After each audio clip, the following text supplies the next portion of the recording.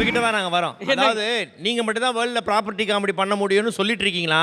நீங்க வேற ஏதோ நிகழ்ச்சியோட ஜட்ஜு. எங்க வாத்தியார்கள்லாம் வந்து பார்த்தனா உங்களுக்கு டெமோ காமிக்கிறதுக்காக உங்களை அங்க கூப்பிடுறாங்களா? கொஞ்சம் போறீங்களா?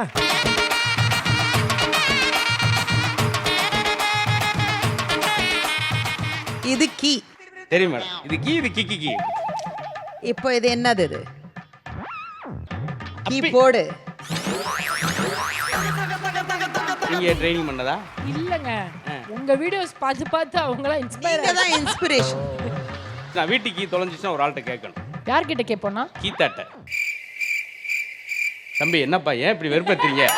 அப்பா உண்மையிலே சிரிக்கக்கூடாதுன்னு முடிவு பண்ணியிருக்கீங்களா? இல்லை நான் அங்கே ஒரு 100 நாள் வேலைக்கு விளையாட்டு தெரிஞ்சு உண்மையை அனுப்பிடுவீங்க போலியே.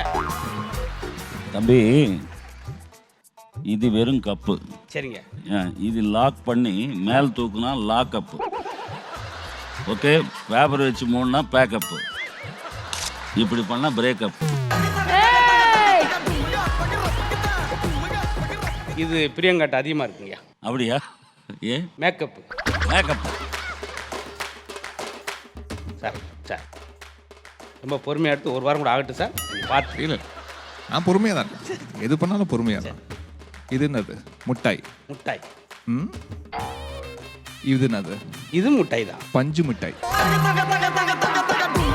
ஐயா உண்மையிலே நான் பஞ்சுனா அப்படி ஒரு பஞ்ச் போனாங்கன்னு நினைச்சேன். உண்மையிலே பஞ்சு மாதிரி ஒரு தொட்டு. அவர் என்ன எல்லாமே பொறுமையாக தான் அவர் வந்து. சார் ரொம்ப சாப்பிட்டா இருக்கீங்க சார். சந்தோஷம். அக்கா என்ன நீங்களும் ஒரு துவச்சு அனுப்புங்க. அனுப்புகிறேன்.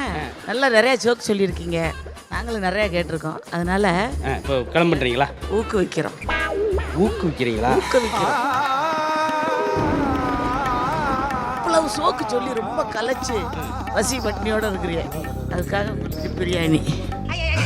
அதனால என்னது? பிரியாணியா? பிரியாணி. எவ்வளவு ஒரு லெஜெண்டுகளை இப்படி பொம்மையில கொடுத்து இப்படி அக்கப்பூர் பண்ணி வச்சிருக்கீங்க. இன்னும் லெஜெண்டா முடியல தம்பி, இங்க வா. மதுரமுத்து அவர்களே, நான் உங்க பெரிய ஃபேன்.